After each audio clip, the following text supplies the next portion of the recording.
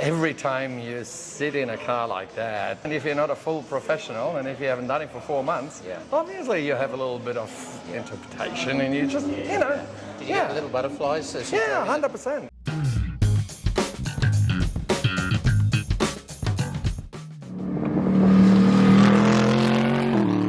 Well, lockdown's over for the moment and the tracks are starting to open up again.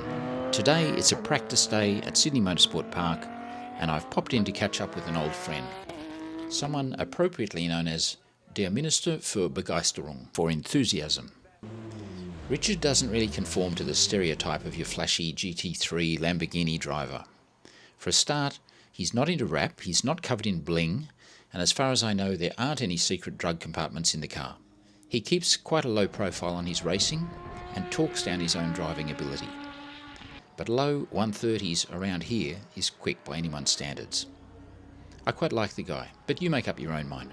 I mean, these things kick. They give you a good bang up the ass if you're not careful with them. So you need to have a little bit of butterfly. Otherwise, what's the point of driving something like that? Maybe you take it out for a couple of laps and and then I watch the inboard and I can see exactly where you brake and where you turn in and where you accelerate. The thought had occurred to me, but I didn't bring my gear, I'm sorry. So it's all on you. That's an excuse and a half. In Germany, we drink schnapps before we sit in the car. Oh, yeah. You and your schnapps. In boring Australia, we have to drink water. Yes, a lot of people arrive at the track. They don't look like they're having fun, but I don't really care anymore today if I'm going to do a 135 or a 131. As long as I'm having fun in a beautiful car to drive it like that, that's what I'm here for today. So what we're doing here is we're just stiffening up the sway bars, so we're putting them all on full hard at the front and full soft at the rear, just to try it out. Front, that's pretty extreme for a start. You think you'd go for a kind of intermediate setting? Yeah, well, it's Richard. We're talking about Richard. What is it? It's a Lamborghini. So these are GT3 spec cars. This one here is a Lamborghini Gallardo. You can run an Audi R8, you can run a Ferrari, you can run a Mercedes, you can run a Bentley even in this category. And the cars have to be handicapped. So this car, for instance, has got a 5.2 litre V10 engine, originally actually designed for Formula One by Lamborghini. This engine, if we would open it up, we probably could get in the vicinity of 800 plus horsepower out of it. But also we have to run a restrictor. And so this car here has got less electronics in it. It's probably a brute of a car to drive as compared to, for instance, the Mercedes, which has got a lot of electronic, a lot of driving weight.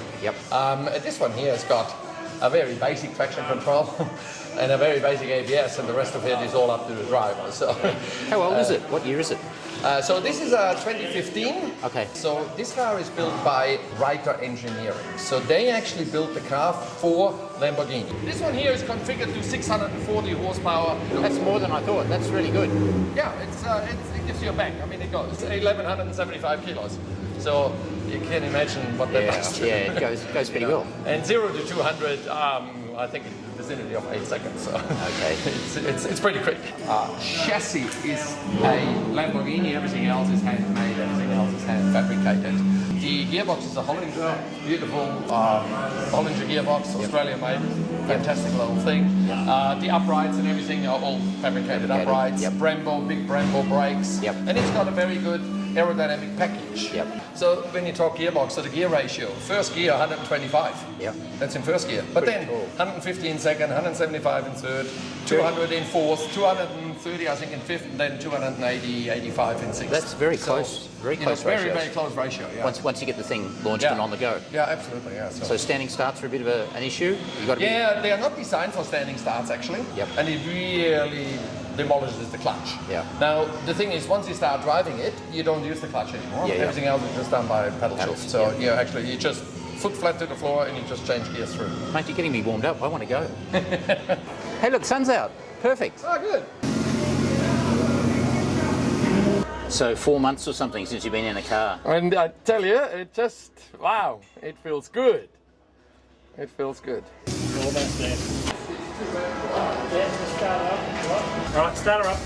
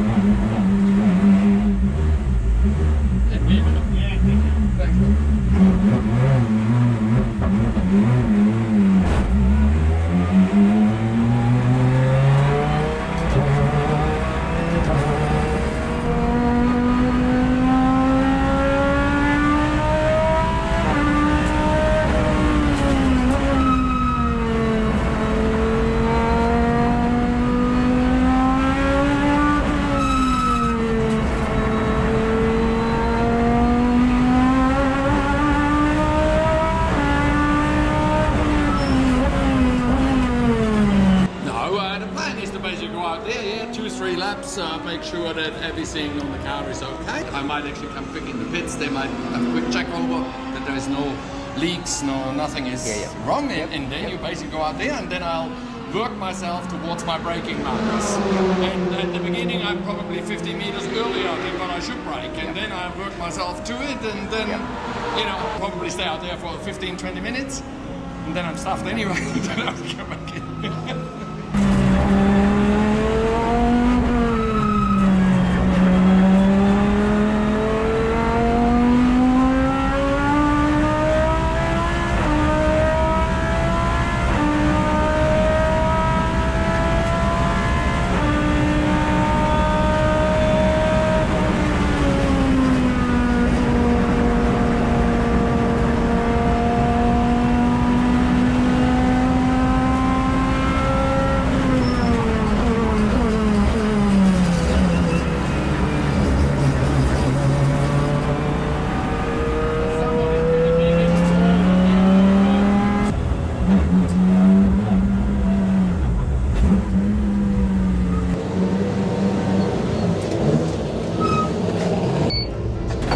It'll be a little while. He's hit the wall. That must be a brake failure. Straight ahead in there. And he's gone right to the... Yeah, right to the fucking end.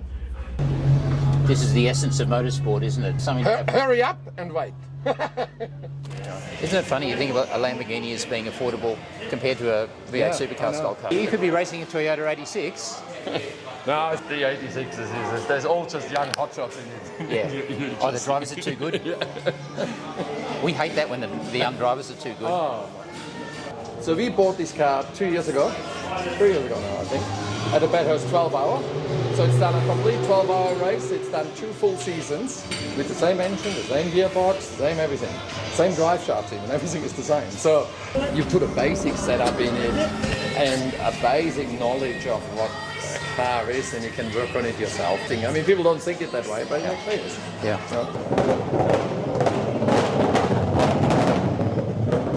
That sounded bloody awful, didn't it? It's horrible. Quack, quack, quack. Then we'll switch to V10. Then you hear it. Yeah, that sounds nice. Do you think this sounds quite nice to you? You're a big Audi here. It's not an Audi. It's not an Audi? The engine is Lamborghini. Okay, the Audi has got the Lamborghini engine in it. That's the only reason why it's actually a good car. Okay. Other than that, I mean, who wants to drive? My job's to insult you. I've got to wind you up. That's why I'm here. I think in today's sport, there is virtually no more having just for fun, doing sport just for fun. Everything has to be, you want to be the best, you want to win, you have to, and that even starts in grassroots, And I just think we need to sort of come back to things again and say, well, hey, how lucky are we that we can actually do something like that? Yeah.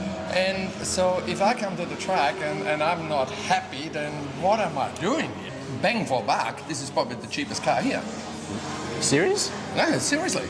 For the lap time it does and for what it actually costs, it's actually probably the best bang for buck car that you can have. To buy, it's an older generation GT3. Yeah. They're not that expensive anymore, and because it's a GT3, it's built for 24-hour races. Yep. Actually, you can do 2 seasons on a set of engine, and as long as you don't have an off and a prem, they're actually very, very cost effective for the lap times they do. Yeah. Maybe I will have a go then.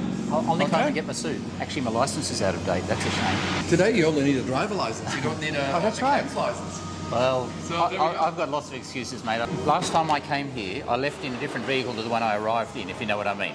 Ah, did you? Yeah. Oh, that's no good. Yeah. Well, I'll tell you what I'll do as a special favour to you, because you're a friend. I'm going to look at your footage later in detail when I get home. Yes. And I'll send you some pointers. Okay, very good. Okay, and I might even get your Mark to look at it as well. We can have a look. Or Mark, what do you mean who? Mark, mate. Mark, Okay. Oh, fuck. Okay. Who? Oh dear. Now they gotta analyze it every fucking. Oh, you're 1 meter too early here and 2 meters not there, and there is 5 centimeters you got extra and all this shit. Just look for big things. Yeah, good. I don't expect we'll find any, but if it's not too patronising, then I'll happily do that for you. Yeah, of course. Look, I'm probably within. I think I can drive this car within sort of to about 2 seconds of what the car can really do. That's, I think, what I can do. You're very modest. Safely. Yeah. Safely, Yeah, okay? yeah. Turn 1, you know, I'll probably do around 190, 195 through turn 1. The car probably can take it with 210. Yeah. But because, and that's the big difference between a touring car or a street car, where you can feel it moving and you're holding it. And this one here, you can't feel move. Yeah. And if it lets go, that's it. It's boom. Yeah. I know. Okay. Yeah. Now, sure, like I can have an engineer with me and goes, here you could go, you know, 10 k's an hour faster through here. Yeah. Because the car can do it. But for me, it is like, it feels like don't think I I'm wanna do comfortable that. here. Yeah. And going over this, sure, I can, but you know, if somebody pays me $1 million Yep. to say to do it, Yep. and don't worry if you crash the car, Yep. no worries, let's do it. Yep. So if we are here for a GT3 championship Yep. round, Yep. then that's a different story altogether. But this is my car, this is Yeah. my thing, Yeah. and I know how much it costs. Yeah. And the last thing I want to do is leave here today with a crumbled thing. Now, we all know that that can happen. Yeah.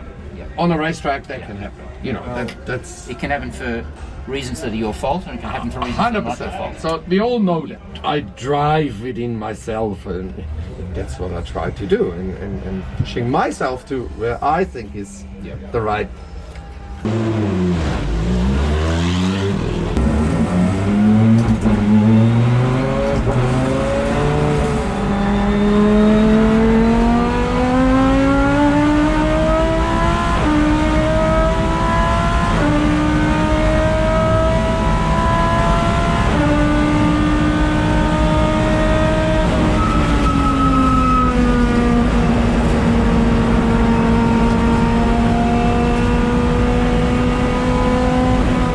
So let's just have a look at one continuous lap. This one's about a 137. I know he can go a lot faster, and he doesn't need me to tell him what to do. I was only kidding about that.